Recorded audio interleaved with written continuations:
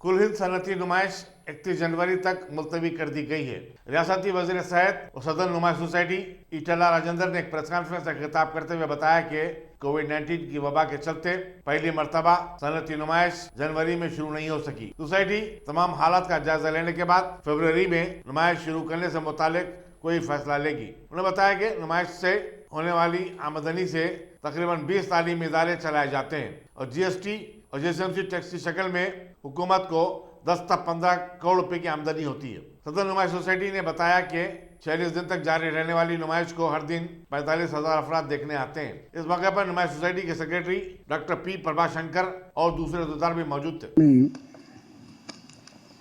एक Covid virus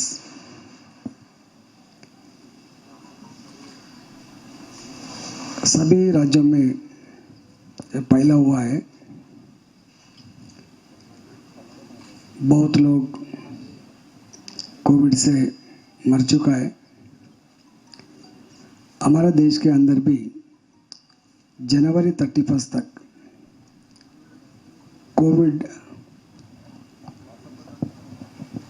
effect से हमारा सरकार 200 के ऊपर लोग इकट्ठा नहीं होना जैसा ऑर्डर दिया है। वो ऑर्डर के हिसाब से और हमारा तेलंगाना सरकार भी वो ऑर्डर को इम्प्लीमेंट कर रहा है। फर्स्ट वेव में थोड़ा कम होने के बाद भी पॉजिटिव केसेस कम हो रहा है और डेथ रेट भी कम है।